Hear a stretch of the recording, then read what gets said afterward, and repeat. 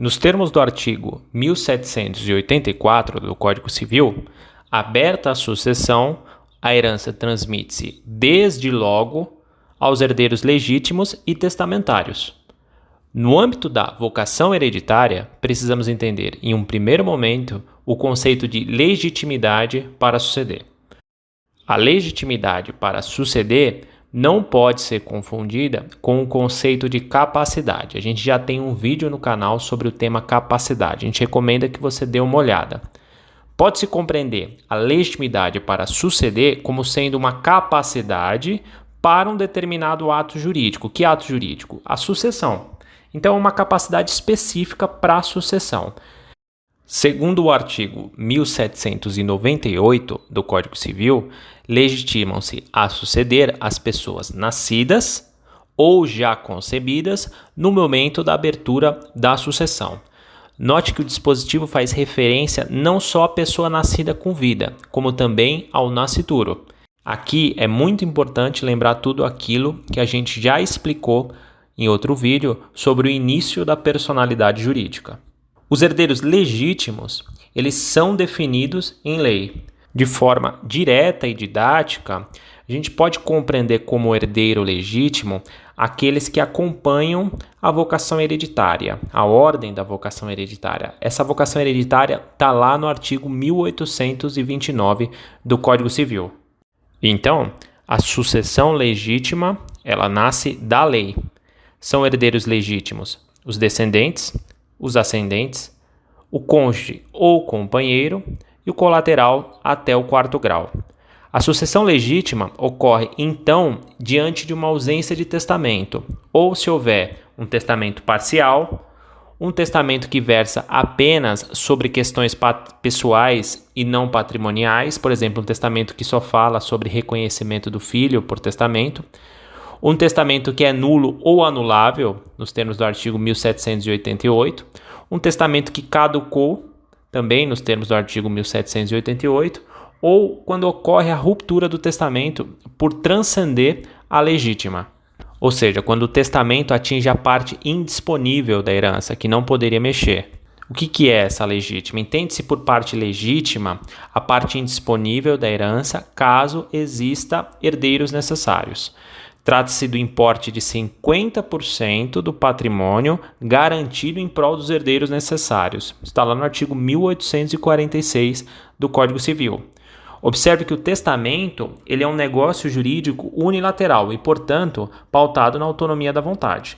Contudo, em razão da legítima, dessa parte indisponível, a gente pode afirmar que a autonomia da vontade ela está limitada pela existência de herdeiros necessários.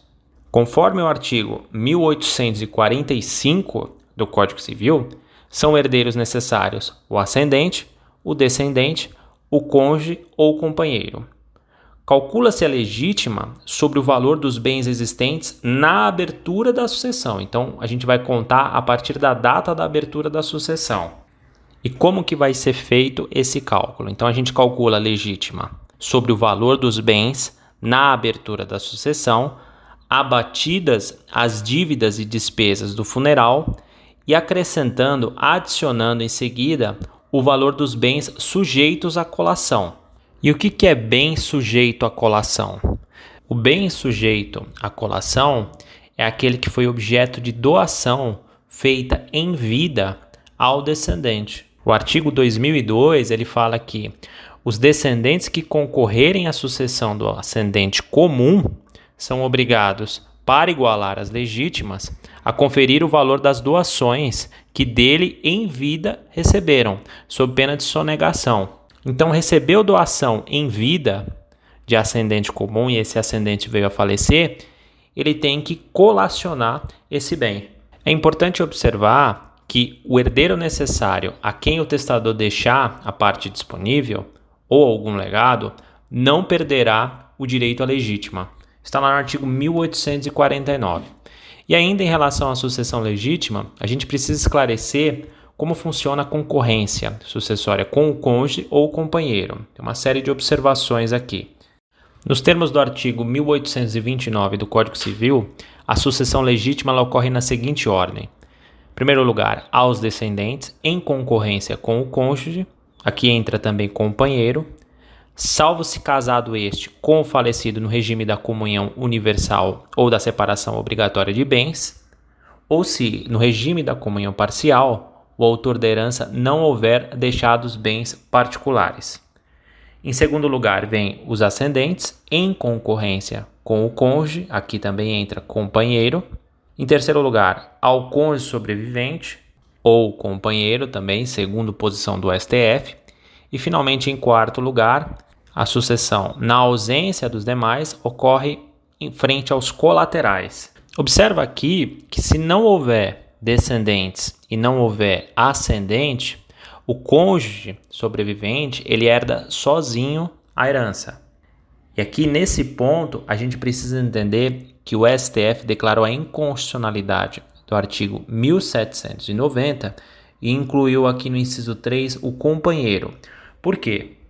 O artigo 1790 dizia que o companheiro ou companheira, se não houvesse ascendente ou descendente, ele concorreria com os parentes sucessíveis. Então, ele poderia concorrer com colaterais na ausência de ascendente e descendente. E nesse caso, o companheiro teria direito a 1/3 da herança. Observa que, quando comparado com o cônjuge, no artigo 1829, inciso 3, o companheiro estava em desvantagem. Então, existia nitidamente um tratamento diferente entre companheiro e entre cônjuge, porque o cônjuge, na ausência de ascendente e descendente, ele daria tudo.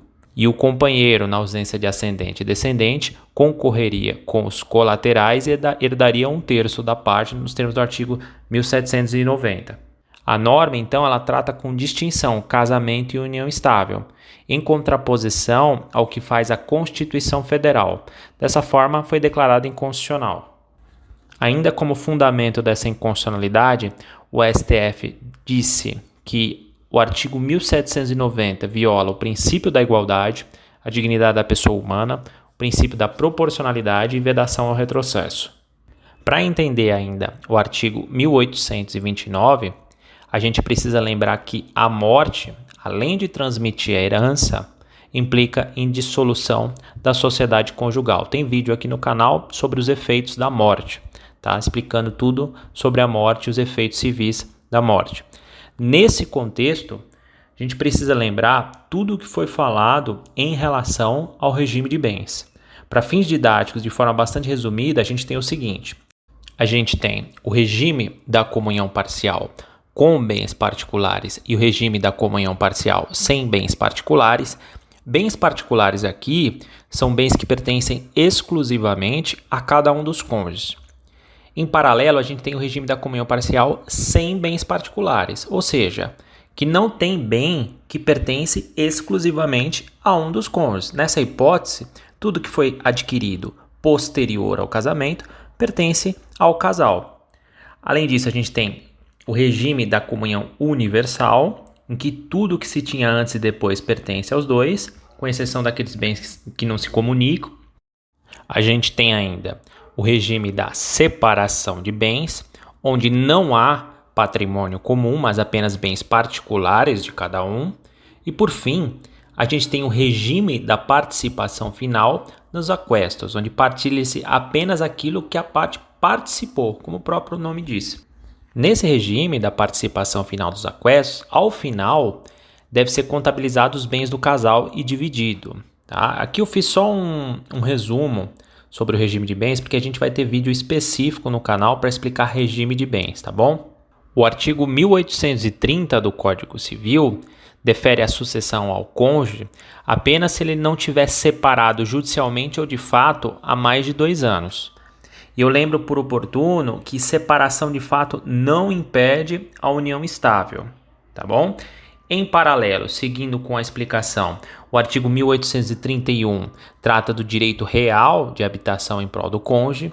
Segundo esse artigo, ele diz o seguinte, ao cônjuge sobrevivente, qualquer que seja o regime de bens, será assegurado, sem prejuízo da participação que lhe cabia na herança, que lhe caiba na herança, o direito real de habitação relativamente ao imóvel destinado à residência da família, desde que seja o único daquela natureza a inventariar.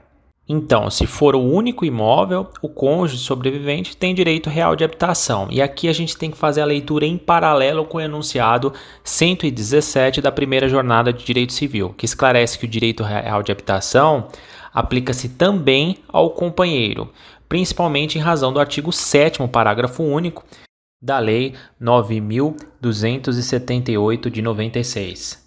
É importante ainda destacar que o cônjuge ou companheiro vai poder renunciar o direito real de habitação, tá? Conforme a disciplina enunciado 271 da terceira jornada de direito civil.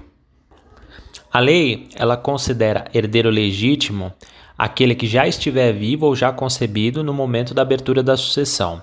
Em paralelo, poderá ser herdeiro testamentário aquele que não foi concebido ainda, mas é indicado no momento da concepção, desde que vivo no momento da abertura da sucessão.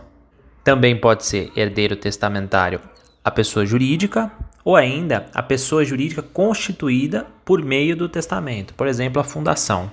A gente vai começar a falar agora da ordem de vocação hereditária e começar a falar inciso por inciso do artigo 1829. Então, começando pelo primeiro, a gente começa a tratar da sucessão com descendentes. Em primeiro lugar, defere-se a herança aos descendentes em concorrência com o cônjuge, exceto regime de comunhão universal, separação obrigatória ou ainda comunhão parcial de bens sem bens particulares. Observa que a comunhão parcial sem bens particulares assemelha-se bastante à comunhão universal em relação ao meeiro. Isso porque o meeiro, nos dois casos, já recebeu 50% do importe total. Existindo bens particulares em regime de comunhão parcial, concorrerá o cônjuge apenas em relação aos bens particulares do decujus. No direito sucessório, é preciso entender que a sucessão poderá ser por direito próprio ou ainda por direito de representação. A gente chama isso de sucessão por estirpe. A sucessão por direito próprio é também chamada de sucessão por cabeça. A sucessão por estirpe, ou direito de representação, surge quando o parente de grau inferior compõe a mesma linha de sucessão com o outro de grau superior. Aqui, o parente mais próximo representa, por isso o direito de representação, ele representa aquele que faleceu antes do decujus, observando-se sempre a ordem de vocação hereditária.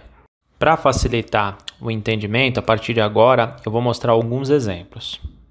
Um exemplo de sucessão por cabeça é o seguinte: observe o exemplo da pessoa que deixa cônjuge e 3 filhos. Cada um, nesse caso, vai receber 1/4 da herança. O detalhe que a gente precisa observar aqui é o seguinte: isso aqui é uma sucessão por cabeça e é importante destacar que o cônjuge, se é ascendente dos herdeiros, ele não recebe nunca o importe inferior à 4ª parte. Está lá no artigo 1832. Mas é bastante claro que isso só ocorre se ele for ascendente dos herdeiros. Essa regra não se aplica no caso de existir ao menos um herdeiro exclusivo do decujus. Observa o exemplo abaixo. Nesse caso, filhos e cônjuge receberão cada um 1/6 da herança. Portanto, existindo ao menos um descendente exclusivo do decujus, divide-se por cabeça. E como que ocorre a herança por estirpe? Imagina, por exemplo, que o decujus deixou cônjuge, 3 filhos, sendo um desses filhos pré-morto, com 2 descendentes. Observe o exemplo. Neste caso, a mãe e os filhos recebem 1/4, ao passo que cada neto receberá 1/8, ou seja, metade de 1/4. Sobre o tema, o artigo 1833 dispõe que, entre os descendentes, os de grau mais próximo excluem os mais remotos, salvo o direito de representação. Aliás, é o que disciplina também o artigo 1835, quando dispõe que, na linha descendente, os filhos sucedem por cabeça e os outros descendentes por cabeça ou por estirpe, conforme se achem ou não no mesmo grau. Nesse exemplo que eu apontei, é interessante observar que, se todos os filhos fossem falecidos, Netos e cônjuge receberiam cada um terço. Observe. E aqui é interessante citar o artigo 1834, que esclarece que os descendentes da mesma classe têm os mesmos direitos à sucessão dos seus ascendentes. O direito de representação existe na linha descendente ou na sucessão entre irmãos. Não existe direito de representação na linha ascendente. Está lá no artigo 1852. Seguindo a ordem dos incisos do artigo 1829, a gente começa a trabalhar agora o inciso 2, que é a sucessão com ascendentes. Inexistindo, então, descendentes, ou seja, aqueles que estão previstos no inciso 1, inexistindo descendentes, segue-se para a linha ascendente. Aqui, defere-se a herança aos ascendentes em concorrência com o cônjuge. Note que aqui o regime de bens ele não influencia na sucessão, diferente lá do inciso 1. Assim, ainda que casado pelo regime da comunhão universal de bens, por exemplo, o cônjuge concorre com o ascendente. Além disso, é preciso repisar que não existe direito de representação na linha ascendente, conforme o artigo 1852. Contudo, é preciso observar com atenção a hipótese de igualdade em grau e diversidade em linha. Fala-se que, na linha ascendente, herda-se por linha e não por cabeça. Nesse caso, o que a gente tem aqui, ascendentes da linha paterna herdam a metade e a outra metade cabe à linha materna. O artigo 1836, parágrafo 2º, esclarece que, havendo igualdade em grau e diversidade em linha, os ascendentes da linha paterna herdam a metade, cabendo a outra aos da linha materna. A gente ainda precisa entender o que dispõe o artigo 1837 do Código Civil. Segundo esse dispositivo, concorrendo com ascendente em primeiro grau, ao cônjuge tocará um terço da herança. Caber-lhe-á a metade desta se houver um só ascendente ou se maior for aquele grau. O que esse dispositivo faz é apontar duas hipóteses de concorrência com ascendente. Na primeira, o cônjuge concorre apenas com ascendente de primeiro grau, e na segunda hipótese, o cônjuge concorre com apenas um ascendente de primeiro grau ou com ascendentes de maior grau. Eu vou explicar mostrando dois exemplos. Observe o exemplo. Neste caso, o cônjuge receberá um terço, ao passo que pai e mãe receberão um terço cada um. A situação muda, contudo, quando o cônjuge concorre com ascendente de grau maior. Observe. Nesta situação, a gente tem o seguinte: a mulher ela vai receber 50%, pouco importa o regime de bens. Os avós aqui receberão 50% nos seguintes termos: o avô 1 receberá metade e o avô 2 e a avó 2 receberão a outra metade. Seguindo a ordem do artigo 1829, a gente passa a estudar a sucessão com os colaterais. Inexistindo, então, descendente ou ascendente, a herança segue integralmente para o cônjuge sobrevivente, pouco importa aí o regime de bens. Contudo, se também não existir o cônjuge, ou seja, aquele que está lá no inciso 3, cônjuge ou companheiro, tá? A herança segue para os colaterais, até no máximo quarto grau. Tá? Então, colaterais herdam até o máximo de quarto grau. Na linha colateral, são herdeiros, respeitando a seguinte ordem, tá? Irmãos, herdeiro de segundo grau, sobrinho, herdeiro de terceiro grau, tio, também herdeiro de terceiro grau, e primos, herdeiro de quarto grau. É importante lembrar que existe direito de representação na sucessão entre irmãos, tá? Isso está lá no artigo 1840. Então, existe herança por estirpe, sucessão por estirpe aqui entre irmãos. Observe o exemplo. Nesse exemplo, o sobrinho 1 e 2 herdam no lugar do pai, que é o irmão 4, uma vez que era pré-morto em relação ao irmão 1. É interessante notar que, existindo concorrência entre tios e sobrinhos, herdam os sobrinhos de forma exclusiva. E ainda, em relação entre irmãos, a gente precisa observar que o código faz distinção quando compara irmão bilateral com irmão unilateral. Irmão bilateral é o irmão que tem mesmo pai e mesma mãe, ao passo que irmão unilateral é o irmão que tem mesmo pai ou mesma mãe. Aqui, a forma de sucessão, nesse caso, é completamente diversa. Irmão unilateral recebe metade daquilo que cabe ao irmão bilateral. Observe o exemplo. Nesse exemplo, o irmão 5 e 6 são unilaterais, por parte de pai, em relação aos demais irmãos. Por isso, os irmãos 2, 3 e 4 receberão o dobro daquilo que receber o irmão 5 e 6. Está lá no artigo 1841. Inexistindo, contudo, irmãos bilaterais, herdarão os unilaterais em partes iguais. Está lá no artigo 1842.